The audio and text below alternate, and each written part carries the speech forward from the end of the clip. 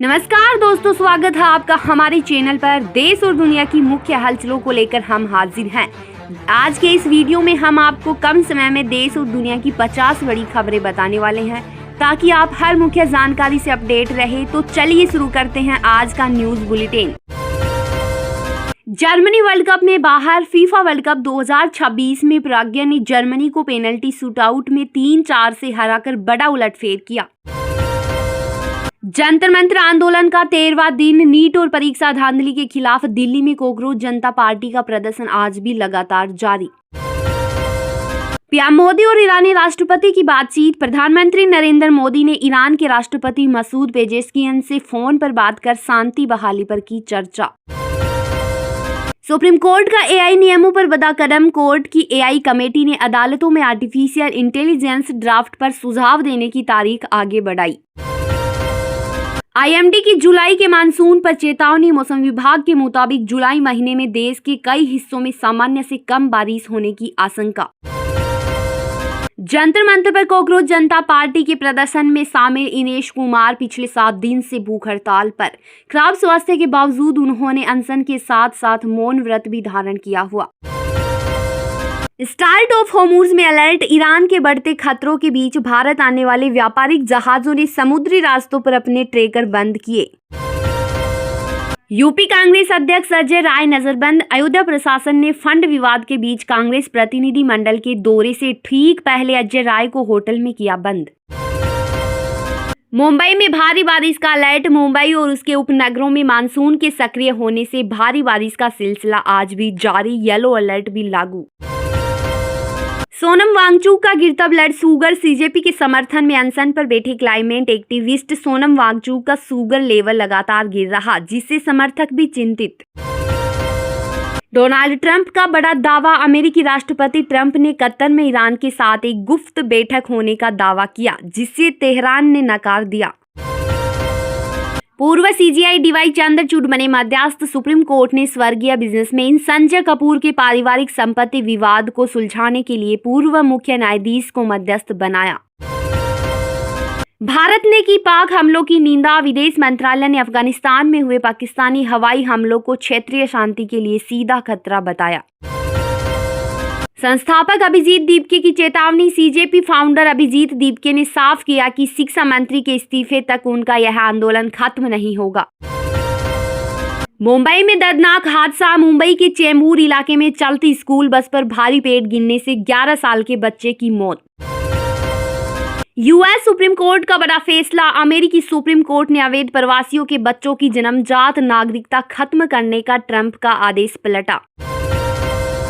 अयोध्या राम मंदिर में कांग्रेस का दर्शन। भारी सियासी ड्रामे के बाद आखिरकार यूपी कांग्रेस के सांसदों के डेलीगेशन को राम मंदिर में पूजा करने की अनुमति मिली। ईरान का भारत को ब्रिक्स का न्योता। ईरानी राष्ट्रपति ने पीएम मोदी से बातचीत के दौरान भारत को आगामी ब्रिक्स सम्मेलन में शामिल होने का दिया न्योता। पुलिस पाबंदियों पर सीजेपी का आरोप। अभिजीत दीपके ने आरोप लगाया कि दिल्ली पुलिस जंतर मंतर पर समर्थकों और कोर टीम को आने से रोक रही। मध्य प्रदेश में आकाशीय बिजली का कहर। एमपी के अलग अलग जिलों में बिजली गिरने और बैतूल में बाढ़ के पानी में बहने से 5 लोगों की मौत। पाकिस्तान की एयर स्ट्राइक। पाकिस्तानी सेना ने अफगानिस्तान के सीमावर्ती इलाकों में हवाई हमले किए, जिनकी अंतर्राष्ट्रीय स्तर पर हो रही चर्चा।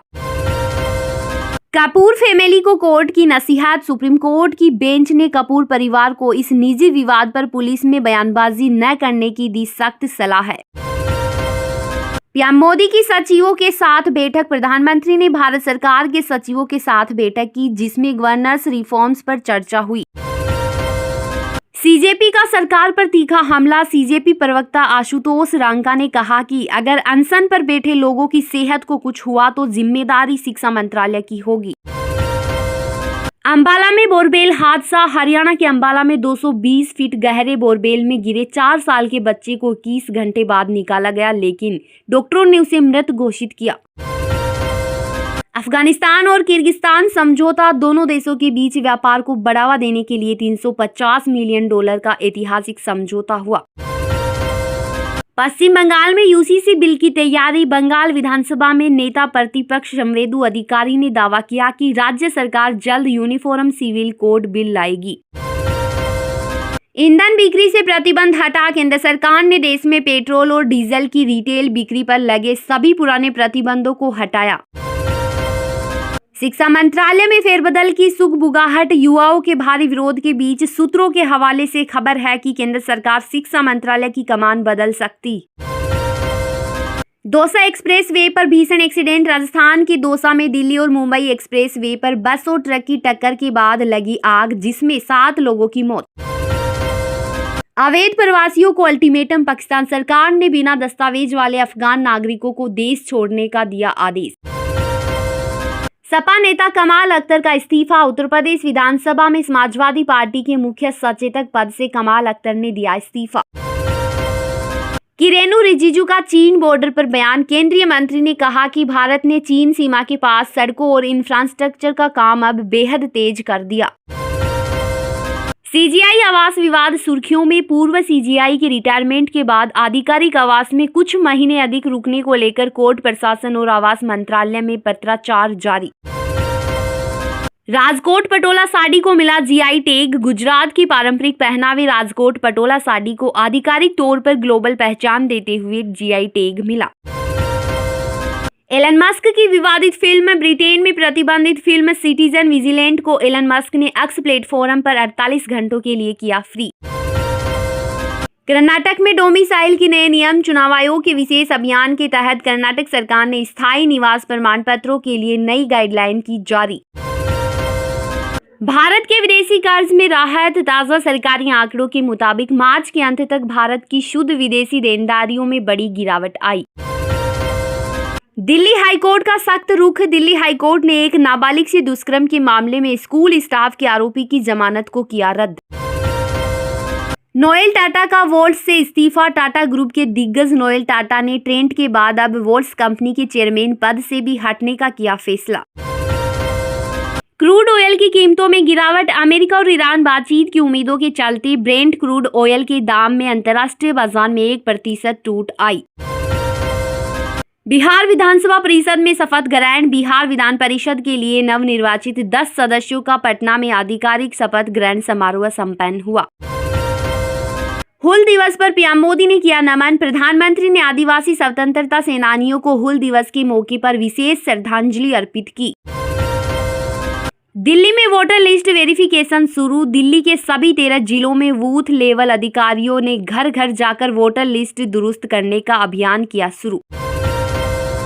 एचडीएफसी बैंक के नए चेयरमैन। पूर्व वित्त सचिव राजीव कुमार को एचडीएफसी बैंक का नया पार्ट टाइम चेयरमैन नियुक्त किया गया।